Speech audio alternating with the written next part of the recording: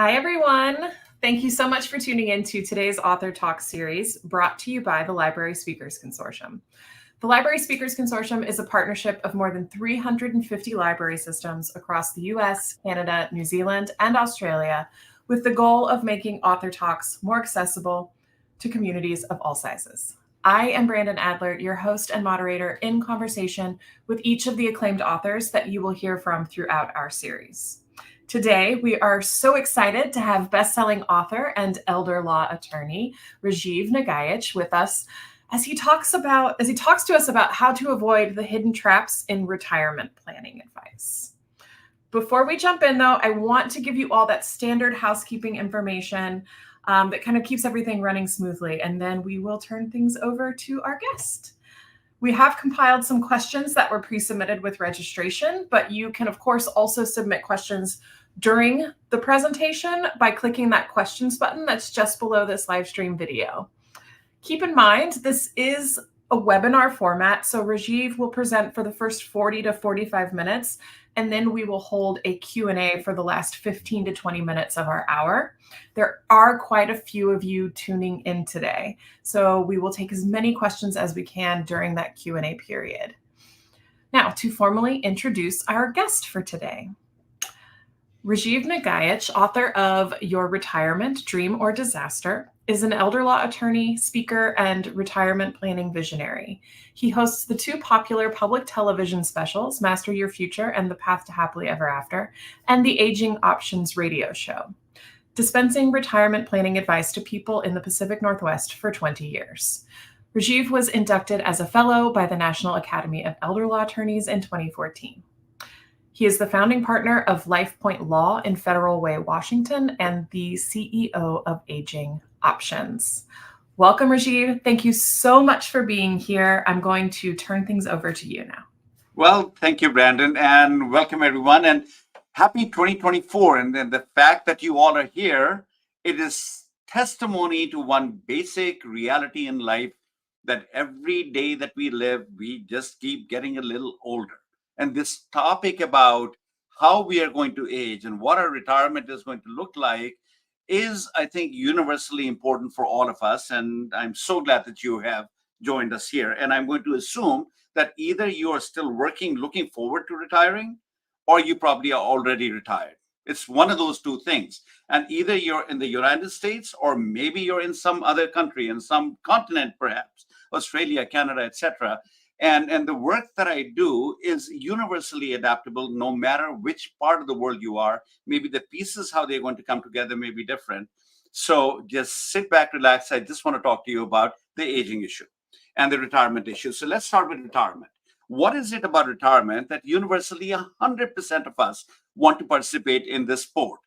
And the reality is, retirement is a dream for most of us. It is a dream that basically holds out the hope that someday that we are going to be able to retire someday. And when we do retire, we want to be able to do things like travel, spend time with friends and family, pursue new hobbies, develop new skills, volunteer, do any number of things that we want to do, because for the first time in our lives, we will no longer be beholden to an employer or to clients and consumers.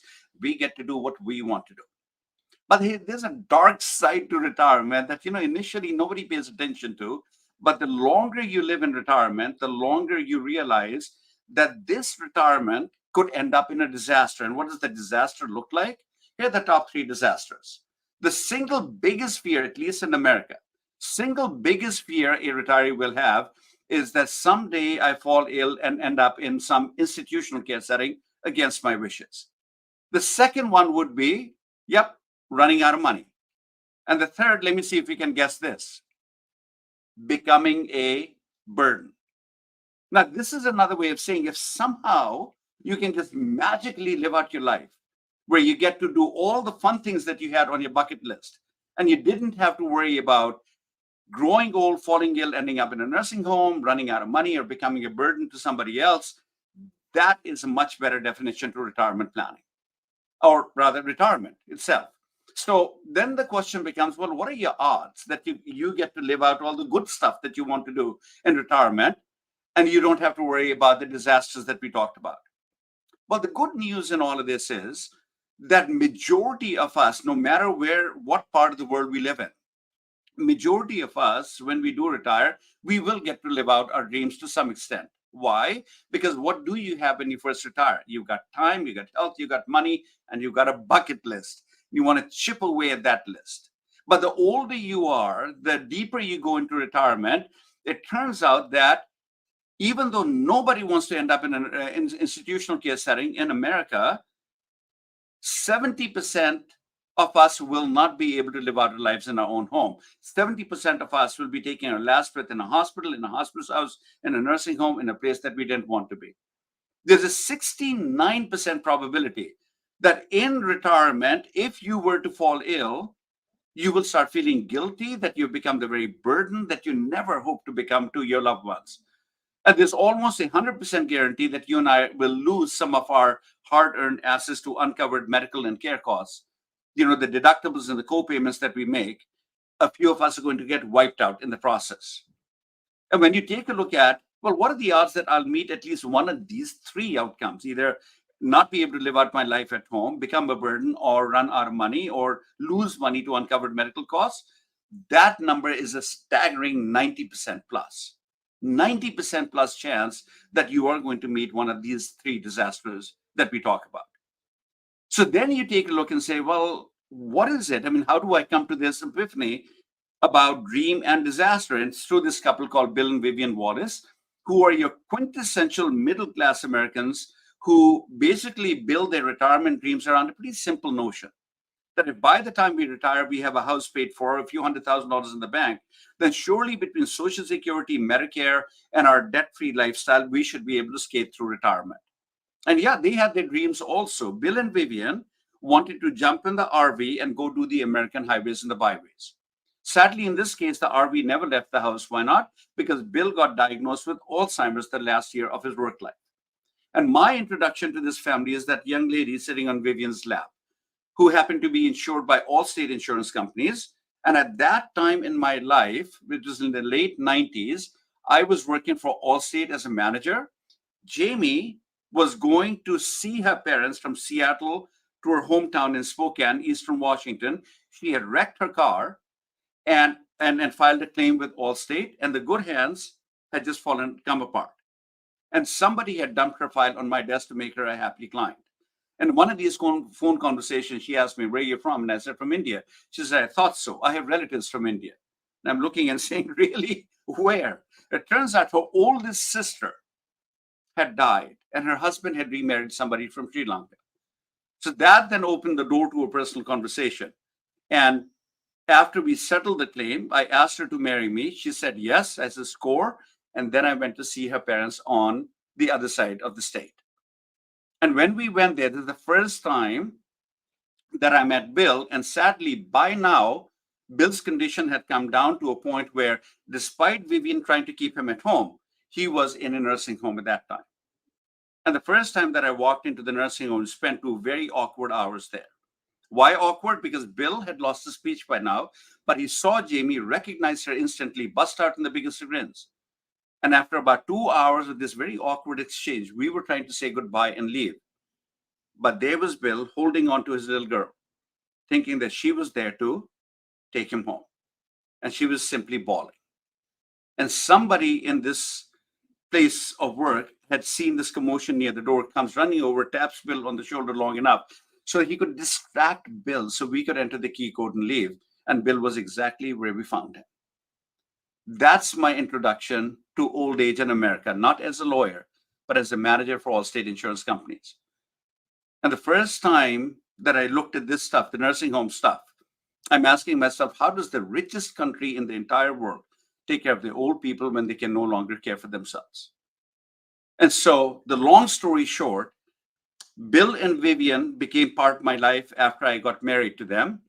Bill died in the nursing home after spending about 7 years in this nursing home type of a situation and losing all their money over the lifetime because their health insurance would not cover the nursing home bills. So despite his best efforts having planned his life, he died in a nursing home. Vivian, she had come to live with us. He died of kidney cancer that had metastasized to the bones. And for all the reasons, Bill ended up in a nursing home. Why? Because he was incontinent, unambulatory. He needed people to care for him. Vivian dealt with the same issues, but she died sleeping on the same pillow she'd always slept on, surrounded by her family. Because by then, as an elder law attorney, I had started to put these pieces together and realized that it's not a lack of rules, laws, and know how that give us these pathetic results that we end up getting. It is how we put the planning together. So when you take a look at people like Bill and Vivian, and there are thousands of people like them, and you start looking back and saying, well, how is it that the average American's dream of just living a humble, simple life? What do I want? I just want to be able to be left alone to do the things that I want to do, travel and spend time with friends and family and do all the fun things that I was hoping for, and not end up in a nursing home, become a burden, or die broke. How do those dreams turn into these nightmares so predictably for people? And it turns out it's pretty simple when you take a look at it. As long as you are healthy in America, you will be living your dream. The moment you lose your health is when your dream will start going to turning into a disaster. Why? Because you fall down, break your hip, you have a stroke, you become paralyzed, you end up in the hospital, they save your life. Thank you. Which rehab center do you want to go to? Now, mind you, another place that I don't know anyone, everyone's guaranteed to tell me what to do. I'll have no control over my life. No. I'd much rather go back home. But that's not the way America rolls. A health issue usually becomes a housing issue for the average consumer. Housing issue will then become a financial issue. Why? Because your health insurance policies, your Medicare and your supplement plans, if you have a heart attack, stroke, cancer, diabetes, cholesterol, all covered. Have Alzheimer's, Parkinson's, dementia, old age, frailty, none of these things are covered. Why not? Because there's no pill that's going to get you better from these conditions. You need someone to cook for you, clean for you, get you out of bed, get you into the shower. Everything that is done by home care, home health, assisted living, nursing homes, not covered by Medicare in any meaningful way. And the cost, a few $1,000s a month to upward of 5,000, 8,000, 10,000, 12,000. It's not a one-time check you can write to a place of care. It's every single month you're living. And if you are lucky, somebody at this juncture will say to you, you need to go see an elder law attorney. But at this point of time, your gut reaction will be, I don't need to see any lawyer. I've got my wills, trust, powers of attorney. I've got all those taken care of. No. These attorneys do different work. They'll help you cope with these crazy expenses that you're dealing with, uncovered medical expenses. But if you go to the right elder law attorney, what this person will help you realize is the real question is not just saving money. It is recognizing that the big question should be, how do you take care of your husband, your wife, your mom, your dad, your loved one, so they can live as good a quality of life as is possible under the conditions, without them running out of money and without you losing your sanity in the process. Why will you lose your sanity? Because just hoping that you don't become a burden on somebody means utterly nothing. The honest reality is that the day somebody falls ill, the day that you fall ill, everyone who loves you, they are going to be stuck in your life. The only question will be, how well prepared are they and how much time do they have? So the good news in all of this is when you study this phenomena of aging in America, this is the realization that you get. That's a very predictable journey. And then you step back and say, okay, so there are 5 pieces that the average retiree will have to deal with in retirement, no matter what: health, housing, finance, legal, and family. But don't we plan around each one of these issues? Yeah, we do a lot of planning, but here's what retirement planning in America looks like. And I dare say this is probably what your retirement planning looks like. Now, retirement planning at first blush for the average consumer is a financial issue. It's at work, IRAs, 401k plans, anything that you have to do to go ahead and start saving money. And for that, you might even consult a financial planner somewhere along the way.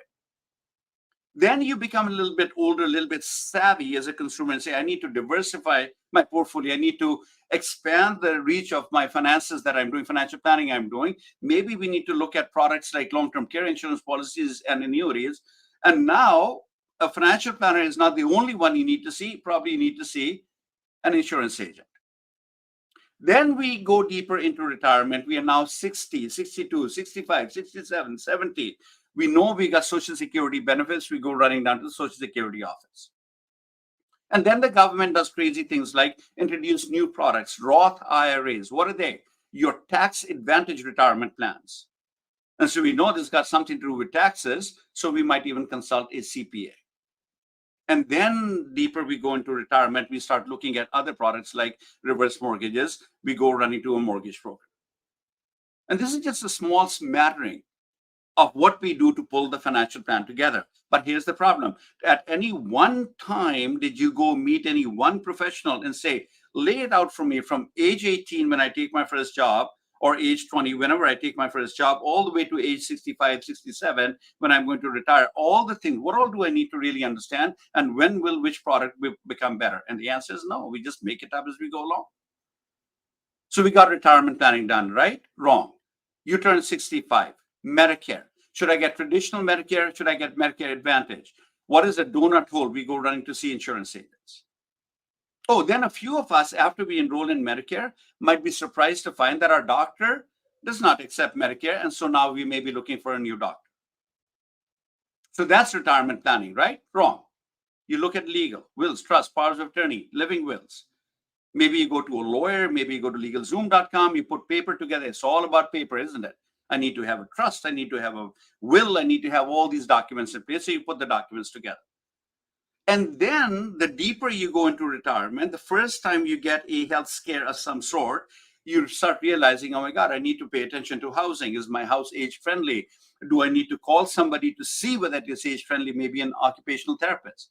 Oh, the heck with the occupational therapist. I know I need to put a ramp. I need to make some changes to the bathroom. We start doing the work. We call a handyman. How is this going to impact my children? Should we be moving? Is this the right house that we're going to live in? So maybe we're calling a realtor or a moving company. And the first time that we get the real health scare, we end up in the hospital for a few days. It starts dawning us that retirement is a family affair. Just because I hope not to become burdened doesn't mean anything. Everyone's stuck. So the truth is that for retirement planning, we do a lot of planning around health and housing and finance and legal. We see one heck of a lot of people along the way. But the problem is there are too many cooks. There really is no master plan. And there is simply no organization to how we put things together. No wonder there's a 90% chance that something is going to go wrong in our retirement years. Why? Because there are two views about retirement in America. You have your view about retirement. What do you want in retirement? I want to be able to travel, spend time with friends and family, and do fun things. I don't have any time or any desire to end up falling ill, ending up in a nursing home, becoming a burden, or losing all our money in the process. That's your view, right? But ask yourself this question. Which professional in your entire life have you walked to who has looked to you and said, I'll help make sure that you don't end up in a nursing home, become a burden to your loved ones? Probably not a single one. That is not how retirement planning happens in America. So your view is not on the same page, which means you've got the pieces to the plan. I will absolutely readily admit most of the people I see and I help, they have done a measure of retirement planning. It's not that they didn't do the planning, but their planning is full of gaps and holes. And it's the gaps and the holes that are going to sink the boat. And that's what I want to educate you about now. And this is going to be rapid fire. So here goes. Remember, there are 5 key areas in retirement you have to deal with: health, housing, finance, legal, and family. Start with health. What is traditional healthcare in America? Enroll in Medicare and buy a supplement insurance plan. Why is it important for you to have health insurance? Because I want to be able to have access to care if I fall ill. If I have a heart attack, if I have a stroke, if I have cancer, I need to be able to see a doctor, a hospital, get treatment. I want to be able to live. Okay, so what's wrong with that plan? Here's what's wrong with the plan. Health insurance gives you coverage after you fall ill. Who do you not find in a nursing home if that's your biggest goal? What you find is that healthy people are not in nursing homes. Do you see that gap? It's so obvious. Our healthcare system is designed to help you after you've fallen ill, where your goal should be to learn how to use the healthcare system to prevent falling ill. The longer you're healthy, the longer you're not in a nursing home, burden, or losing money to uncovered medical costs. So how do you accomplish that? Here's the formula. Eat right, exercise, socialize, and have the right people on your medical team. Duh, that was no secret, right? We all know that. But who's going to make you eat right, exercise, socialize? Yep, it's you. Either you do it or you don't. Jumping to conclusions 11 times every day is not exercise, is it? You got to do something, but can you do something about the right medical team? And for that, I want you to meet Dr. Chad Bolt, research physician at the University of Minnesota. He conducts a very unusual study. He looks at 568 people, all over the age of 70. And the reason why they're in the study is because, in his opinion, Dr. Bolt's opinion, all of these people were going to see a health decline of some sort, either cognitive or functional. Something was going to give way. He divides the group into two groups. One group keeps seeing your regular doctors. Another group goes see this group of specialists called geriatricians. 18 months go by after the study is started, and now he's looking at the results. How are people doing? Here's what he finds. People who were seeing geriatricians, 50% less depression, 40% less use of home care and home health, and 33% less disabilities. Let me repeat the middle one again. 40% less use of home care and home health. What does your life look like when you don't need home care and home health? You're nowhere close to being in a nursing home. That's what life looks like. How would you like to lower your risk of going to a nursing home by 40% without spending a penny more out of your pocket? And I bet you most of us would like to. And how many of us have gotten any counseling or education about the fact that when your children were under the age of 18, you took them to see a pediatrician? Why? Because the physiology of children is different than the rest of the population. Similarly, when you turn 65 or 70, the physiology of older people is different than what it used to be at 30 and 40 and 50. Medication that is routinely given out, which was good at 30 and 40 and 50, may be the reasons why you're going to start showing signs of dementia at 70 and 80 and 90, routinely given out by internal medicine and family medicine. Why is this education not there? And this is just one example of how you can learn how to use the healthcare system differently. And that's, again, the book that I wrote and the work that I do, it really is chock full of pulling all these pieces together, recognizing I am not a doctor and I'm not going to give medical advice, but there's so much education that is out there that you're probably going to have a hard time pulling together. That's healthcare. That's an obvious gap in health. Stay healthier longer. Then you take a look at housing. What does the average person's housing plan in America look like? Well, the average person's housing plan in America is, I want to live in this house as long as I possibly can, hopefully all the way to the end, but be realistic to recognize that if the day comes that I can no longer take care of myself, we'll figure something out. We've got options, right? Indeed, when you take a look at the research that comes out, AARP has done probably the longest running study, and somewhere between 90 to 92% in every study that I've seen, they say, yeah, we want to live our life in our own home. And then you say, well, how many Americans actually get to live out their life in their own home? 30%. So your hopes of living out your life at home is very different than having a plan to live out your life in your own home. And why is it that only 30%? Why is it that you have a 70% chance that despite your best hopes, you're not going to be able to live out in your own home? Is because the way that you're approaching the issue, as long as I can. When you look back at that, that should never be the planning goal, that I want to live here as long as I can. Your planning goal in housing always must be that somebody needs to help me build a plan, or I need to have a plan that assures me that the day that I fall ill, I'm not going to be moved away from my house. The care is going to come to me. I'm not moving. My family is not going to be stuck as my unpaid caregiver. And I'm not going to go broke paying for this care, because if my family is not the unpaid caregiver, I'm going to be hiring people. And if I hire people, I know that's expensive. I don't want to go broke in the process.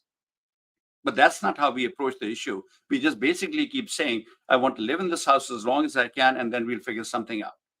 Change it. And once you change that, then you can start building the plan of what type of a house do you need to have? Where is the money going to come from? And how are you going to organize your family's affairs so they don't end up becoming your unpaid caregivers? That's the housing gap. Then you take a look at finances, because housing effectively is finances. Because your single biggest financial threat that you're going to be dealing with in retirement is going to be an uncovered medical illness. That's the single biggest financial threat. But when you look at financial planning as an industry, what are their solutions? They basically are telling you the proper financial planning is buying the right products and investing the money so that you have money to retire with. So what is the right product? A long-term care insurance policy.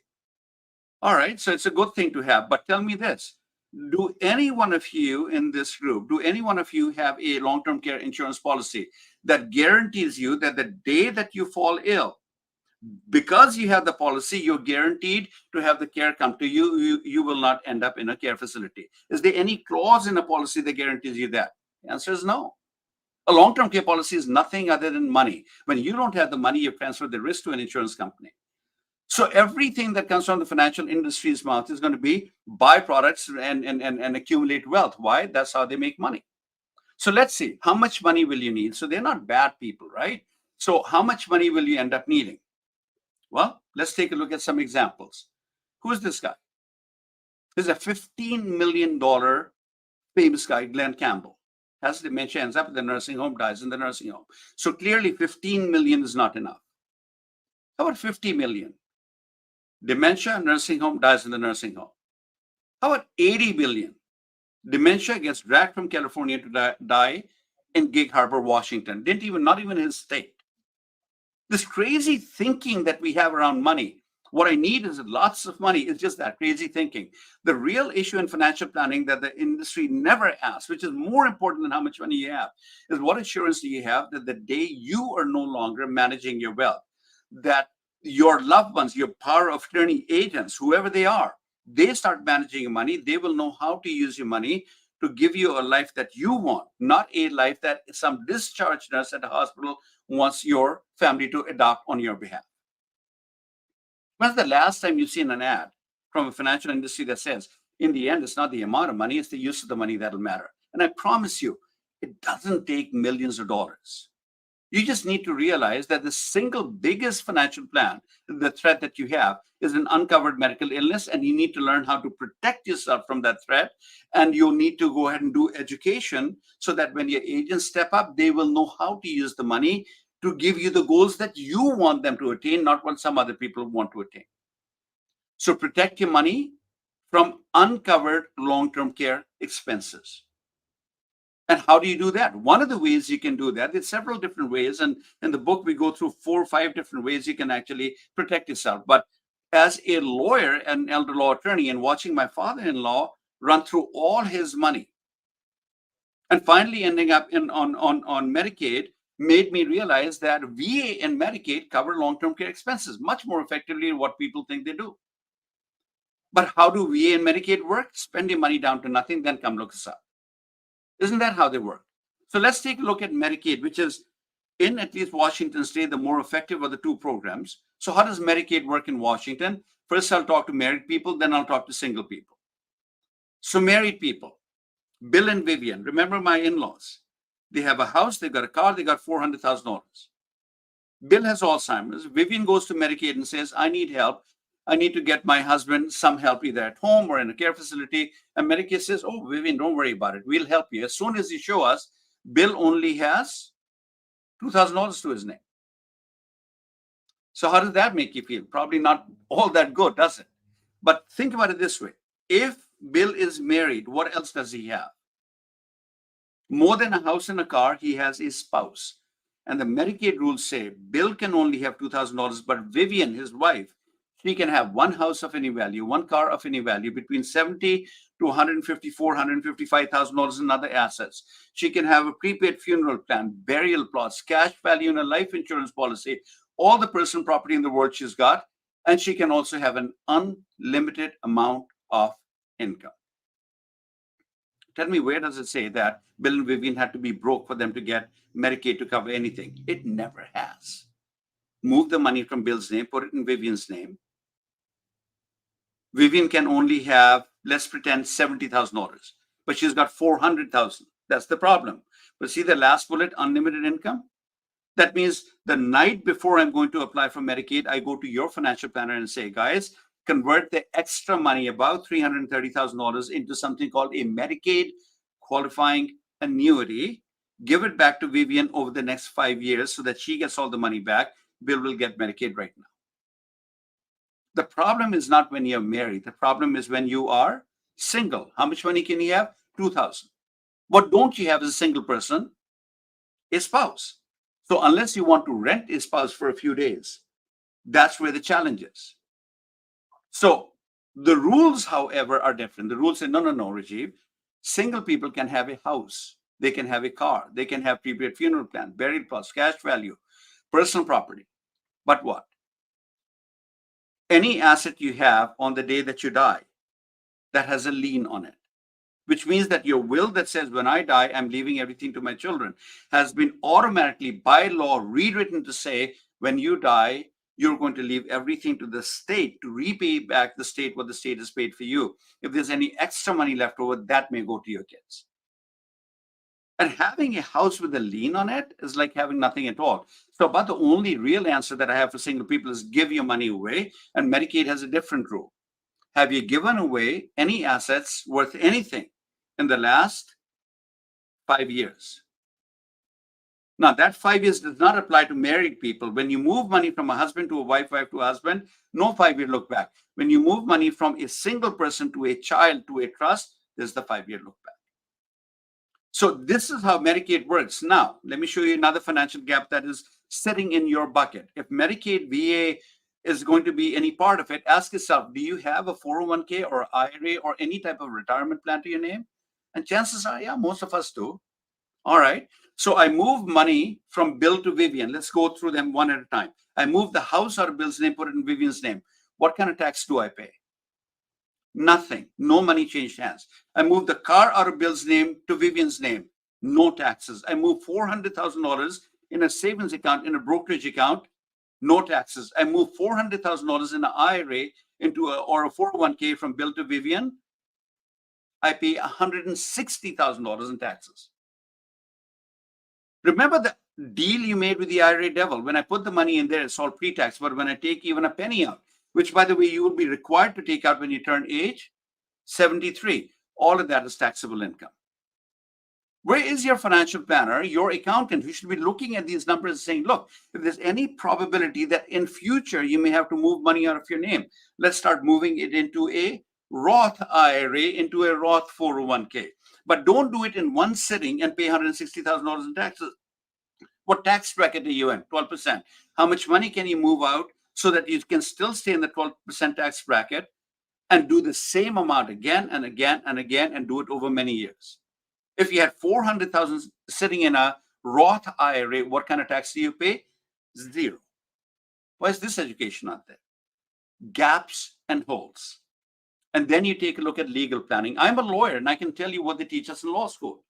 When we go learn the craft of estate planning, we are taught that we need to solve one of three problems for our clients, or actually three problems. Problem number one, people generally accumulate stuff during their lifetime. Sadly, nobody takes it with us when we die.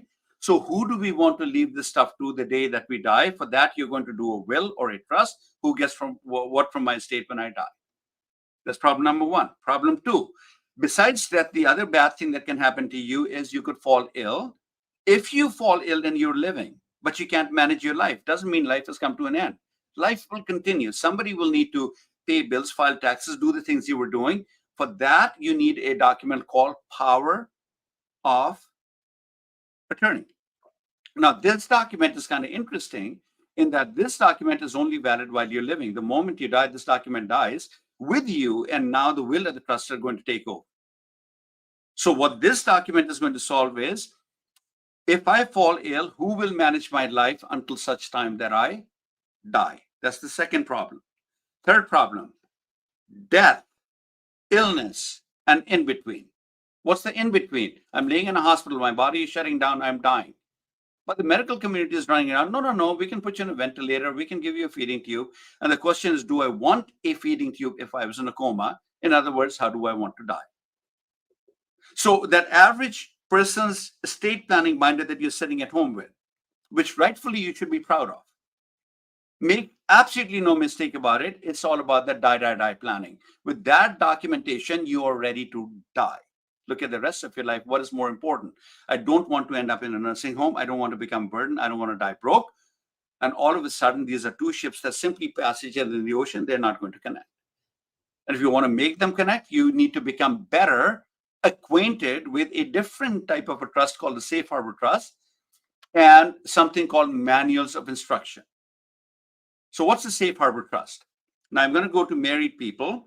And no matter which state you live in, whether you're in a community property state, which is what Washington is, whether you're in a separate property state, any number of states, Missouri and Kansas, and the majority of the states in America are separate property states. But under one theory or another, if you have been married long enough, then the entire estate is divided equally between husband and wife. So in my example, and this is just an example, that $700,000 number, it's just a number. You can replace that with $1 million, 500,000, 800,000, $10 million. It doesn't matter. It's a 50-50 proposition. And I just want you to get the concept. So Rajiv, Jamie, $700,000 estate, 350, 350. Now, there is no law in America that says that when the husband dies, the husband must leave his half to the wife. Or when the wife dies, she must have to leave the husband, her 50% to the husband. That's not what the law says. But if I was to look at your will or trust today, and I got to that paragraph that says, when I die, I'm leaving my money to, who are you leaving your money to? Probably your spouse. Why? Because that's just what they teach us in law school. Because at your level, you're saying, well, if not my spouse, who else? I love her. I want to make sure she's taken care of. Maybe she's suffered enough already. Maybe she'll kill you if you don't do that. Doesn't matter why. Rajiv, Jamie, 350, 350. Rajiv dies, leaves 350 to Jamie. Didn't have to, but did. Jamie has her 350. She has it all now. Now, at this time, after Rajiv is dead, Jamie is now not rich. She is single. As a single person, if she needs to spend, get access to Medicaid, how much money does she have to spend down? Pretty much all of it. You get the point. Why would you do that when you instead can say, I love you. I want to make sure that after I'm dead, you will be well taken care of. You will never be out of money. I'm going to leave my money to a safe harbor trust for you. Very different trust than the revocable living or the living trust that you're familiar with. This trust basically says, when I die, I leave my money to a safe harbor trust for my wife. That $350,000, if it is in a safe harbor trust, the government cannot look at that as my wife's money. She would have to spend her money down to $2,000. But here's a pot full of money that will guarantee her. She will never be broke. She will never be a financial burden on our children. If Medicaid is needed, Medicaid does not typically cover 24 hours of care in home. But if I have Medicaid cover 5 or 6 hours of care, and I have some money that I can use, then I can say to my children, you're not to become my unpaid caregiver in the process. Why is this planning not there? Gaps and holes. What else does it solve? So meet my wife. There she is. Now, mind you, the guy she's with at this time, that is not me. This is after I am dead. And here's what I'm saying to my wife. I want to make sure that you understand that after I'm dead, this money in the safe harbor trust is only available for you and nobody else. And I don't really worry about Jamie getting remarried. I worry about people attaching themselves to her because she happens to have some money. And next thing you know, my children are going to be left aside and somebody else's children are going to be profiting from my $350,000. Why wouldn't I want to protect myself from this? Gaps and holes. Single people, what do? Spend your money down to $2,000. Well, why not transfer some of the money into a safe harbor trust today? The problem you single people have that married people do not have. Have you given away any money in the last 5 years? When do you want that to start? Today, when you're healthy and don't need Medicaid, or tomorrow when you're in the hospital, hoping to come back home without burning the whole house down to nothing? Today is a much better day. That's how you protect money. And then you take a look at the burden issue. And what is the burden issue? How is the burden issue solved? By a document called power of attorney. And what is a power of attorney? It basically is a document where you look at everyone in your life and say, if I fall ill, this is the one that I want to have pay my bills, file my taxes, manage my money, do all those types of things. And we give them the responsibility. And I'm always saying this, that Just because you give the person a power of attorney doesn't make you not a burden. In fact, it's quite the opposite. When you have a power of attorney, it's a guarantee you will not be a burden to anyone other than the people you name in the document. To them, you are guaranteed to be a burden. Unless you write the powers of attorney differently, you write them as manuals of instructions. Think about it this way. If today you could not manage your finances, your agents had to step up, what would they have to do? Pay bills, file taxes, manage money, take care of your house, your car, your dog, your cat, your car. How are they going to figure that stuff out if you don't tell them how to figure this out? I fall ill. I want you to dial 911. After that, call a nurse, have the nurse go to the hospital, have them bring me back home. You have to pay bills. Here's the accountant. Here's the financial planner. Lay it out. The burden is not doing it. The burden is knowing how to do it, where to even get the information. Most people just think documents will solve. Documents will not solve the problem. Written differently, the documents can be more effective. Mental health advance directive, other provisions. And finally, the family. We just assume they'll always be there. And truthfully, they will almost always be there for you.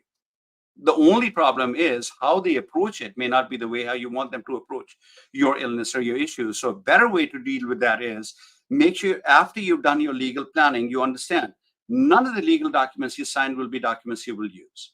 Sit with them, go through the whole thing. What roles will they have to play? Make sure they understand, make sure they get a chance to give you input, and they can accept their responsibilities in an open fashion so there are no disputes or fights amongst your children. That's legal planning. So ask yourself this question. And if you can't answer with 110% confidence that you will not end up in a nursing home, become burdened, or die broke, you know you've got gaps and holes. And that's why I've always said that, the first time I looked at my father-in-law bill, I knew there was something wrong with the system, but nobody wants to touch this thing. Everyone's making an obscene amount of money doing what they're doing. Lawyers and financial planners, insurance agents, etc. Nobody wants to touch it or do it differently. And to me, the real answer is life planning, which is hands down a much better retirement planning approach. So what do you do next with all this information? And so I've given you this QR code. If you happen to have your phone, just go to the QR code or that link that you have. You can write that down. Brandon, if I could have you please take that link and put it into the chat box. You can send it out there. At Aging Options, what I've done over 23 years, I've researched this issue like nobody has. And I've come to understand the basic fundamental problem is not that we don't do planning, but the planning that we do is fragmented and broken. And if you can just pull it together, you will be able to figure things out. You can actually hope to live out your dreams and manage your nightmares. It's not that difficult to do. So with that, I'm going to open it up for Q&A. Brandon, I'm going to turn to you. If you have questions, I'm happy to take them. Wow, so much amazing information. We have a ton of fantastic questions. So I'm going to start off with, we had a lot of questions about not having any family to benefit you. Maggie and Mona both say, what if you don't have any family to help you? What a great question, Mona. I mean, and this is a question I should have anticipated. I should always answer this. Many of us don't have children. Many of us don't want to rely on the children that we have for any number of reasons. But that doesn't mean that you and I are not going to keep growing older. It doesn't mean that we are going to have any different hopes. I want to be able to live out my life in my own home without the fear of being put into a nursing home, becoming a burden to other people, or losing all my money in the process. Which means that you are going to need to find people who will play the role of children when you don't have children. And thankfully, in America, through the guardianship system, there are enough professionals who play the role of professional fiduciaries. The problem is that people who don't have children simply, many times I see they don't do anything. And then what happens when you don't do anything and you fall ill, we go into the guardianship system and in front of a court, and the judge will take a look at a list. And the first name that comes up on the list of professional guardians, they will give to you. The problem with that, of course, is not every professional guardian is what you want to deal with. There's a small number of them that are really good. Small number of them in the bottom are horrible. You don't ever want to deal with them. And then you got the middle, you got, I could deal with that.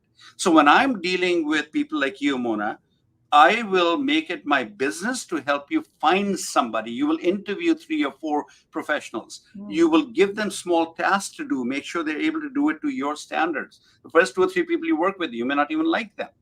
But once you've found somebody, then we put their name on it. Great question. Again, it's a planning issue. Yeah, wonderful answer. Thank you. Kind of along with that, say you take a different route instead of having somebody come into your home. Patricia says, "What is your view on continuing care retirement communities? Are they financially stable, or is the initial deposit, um, they require a risk?" Well, another great question. And in the book, I go through this topic. So here's the problem, though. Most people heard me say, "Oh, you don't want to leave your home. You all want to live your life in home." I never said that. What I said was the day I fall ill, I don't want to have to move. Can that be my home? Of course it can be. Can that be a continuing care retirement community? Of course it can be. If you go to a continuing care retirement community, for the rest of us who don't know that term, by the way, retirement communities are not all the same. They're retirement communities and they're continuing care retirement communities. Continuing care retirement communities must give you a written guarantee that if you move here, you will never have to move out of this place again. Why? If you fall ill, we have every conceivable level of care that you will end up needing. And if your money runs out, we, not your family, will be responsible to take care of you for the rest of your life. That's what sets continuing care retirement communities apart. In my opinion, those of us who can qualify to go to a retirement community must look for a continuing. Any place that does not give you that guarantee is not worth looking at. That's my opinion. Now, when you're looking at continuing care retirement communities, CCRCs, they're also not made the same. And my recommendation would be narrow your search down to CCRCs that are run by nonprofits. So in the 2008 pandemic, and so not 2008 timeframe in the pandemic, that's when the for-profit CCRCs, their true colors came up. Many of them went out of business. Many of them just kept raising their rates because they had the tiger by the tail. Not so with nonprofit retirement communities. Mm-hmm. Now, whether this is a good thing for you or not, I'd have to sit down and do an analysis. It's as much a financial issue as it is a hope that I don't have to live out. I don't have to move after I move into a CCRC setting. So I'd have to take a look at how much money do you have? Can you afford to live there? Just because you go to a CCRC doesn't mean that you have to show them everything. Before you show them the money, inquire from them. What is their minimum standard? Who do they allow to come in? And don't show any more than that. Why not? Because you go in there and you say, "I've got a $2 million estate." They'll clap and they'll throw the red carpet and you walk in there. Right behind you, I walk in there. "Okay, Mr. Nagaich, what do you have?" "I got $600,000 in assets and I got $5,000 per month income." If the red carpet is still there with all the crumbs after your party, maybe I walk on it. They certainly are not throwing out a red carpet for me because I barely meet their minimum requirement. Now, both of us you and I, we go into this community. After 5 years, I have Alzheimer's, you have Alzheimer's. So my wife, after about 7 years of me having Alzheimer's, my wife is approached by the business office and says, "Oh, Mrs. Nagaich, you need to go ahead and sign this document." "What am I signing?" "Oh, we're going to apply for Medicaid for Rajiv." "Why?" "Because we promised you we were not going to kick you out." Didn't say that we don't need to get paid. Mm-hmm. And your spouse is sitting up there and saying, no, wait a minute. I have spent the same amount of money as Rajiv has.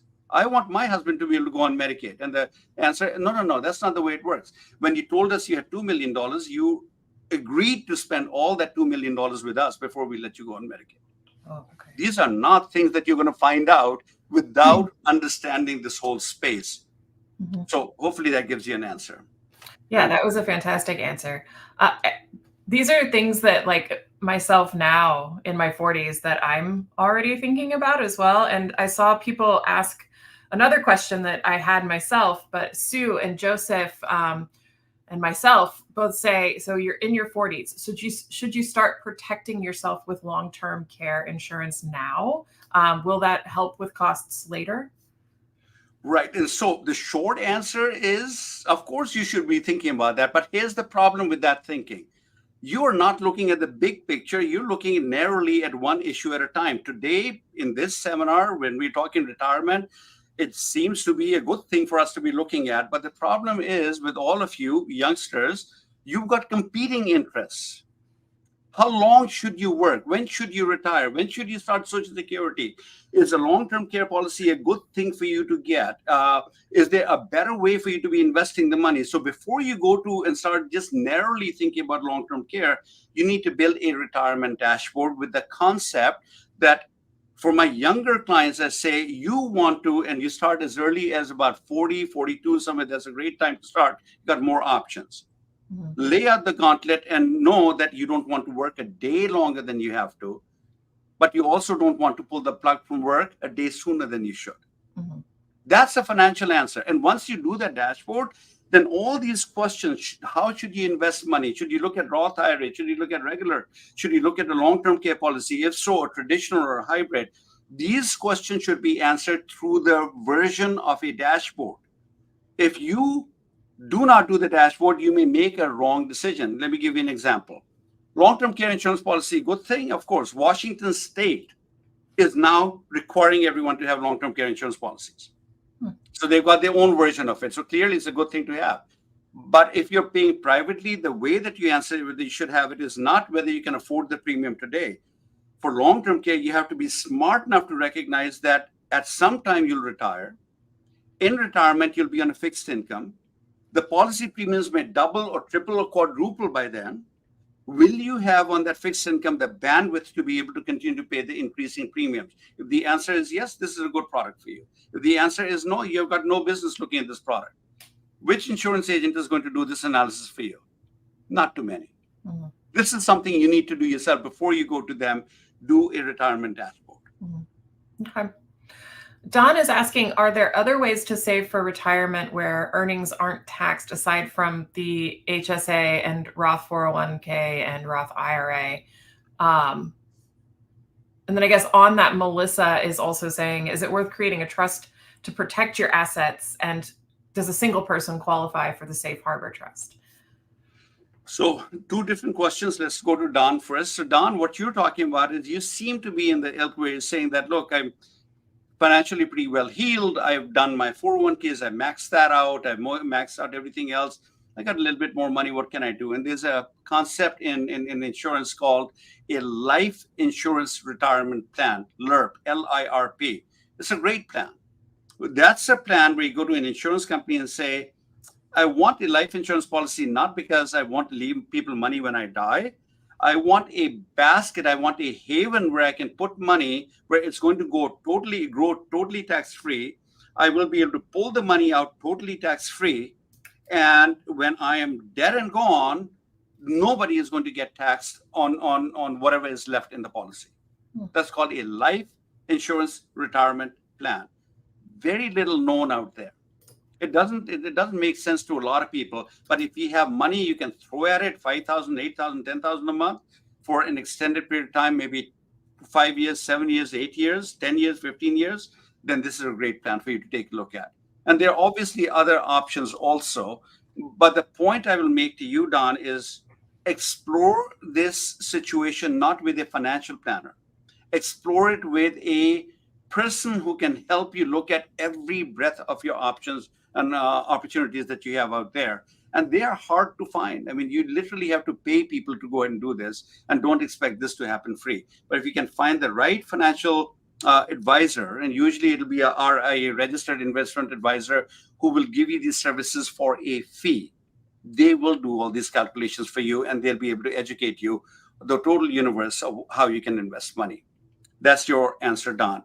And then the next question, I think, was, well, I'm single, is a safe harbor trust for me? And the short answer is, yeah, if you're growing older, a safe harbor trust is for you. But the question is not whether you should do it. The question is it appropriate for you? And what should you put? I mean, just because you can do the safe harbor trust doesn't mean you put everything into the trust. So you again sit down and do the dashboard and say, what will my retirement needs be? And then come up with a structure that looks at health and housing and finance and legal, all of those things together. And yes, a safe harbor trust can be very effective for single people. Okay.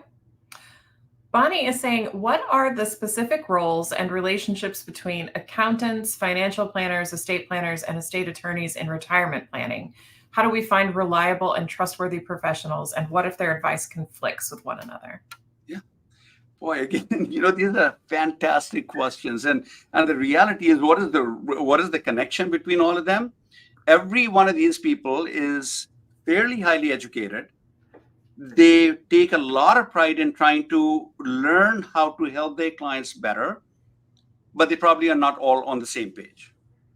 It's very common for me to be working with somebody's financial planner, somebody's mortgage broker, and I bring up my concepts up there, and they say, "Oh no, that's not what's needed." So sadly, unfortunately, in America, where we are all free to make whatever decisions that we want to end up making, the my cynical part of me looks at life this way: every professional has gone into a profession to make a living. They make a living by doing a very narrow type of work. Lawyers will do legal planning, accountants will do tax planning, financial planners selling products and investing money. We all believe that the narrowness of our world is all that a client needs. Everything else, yeah, it's good to have, but not necessary to have. What I've shown you today, what I hopefully have shared with you, is that there's a connection between how you approach your health and housing and finance and legal and family, but there is no education in the professional industry on this concept.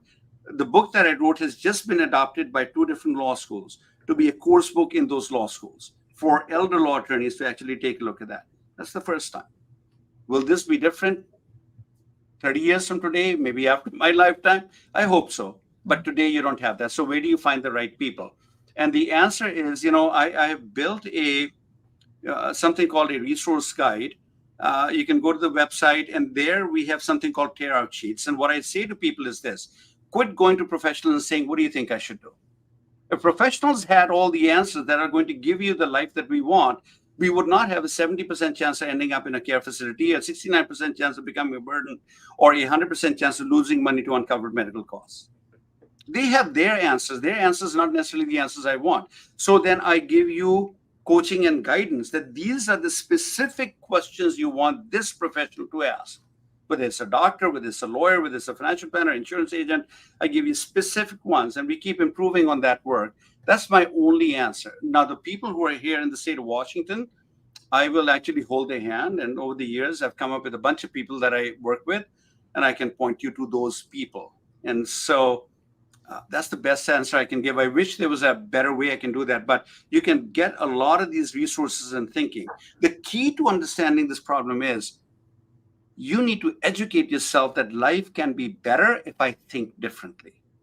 That's the fundamental starting point. If you get there, then the rest of it comes in pieces. Mm-hmm. Okay, great advice.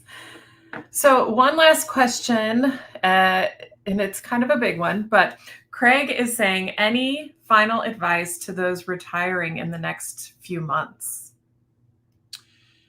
Yeah, first of all, congratulations if you're retiring in the next few months. Second, make absolutely certain that financially you're ready to retire. Too many times I see people are working too long, and too many times, more than that, I see too many people are pulling the plug from work too quickly. So do a financial dashboard. Look at every aspect of your life the way that I lay it out: health, housing, finance, legal, and family. Go into retirement with as little or zero debt, as close to zero debt as possible, and have a budget. I mean, we all want to not worry about budgets. The money comes, money goes.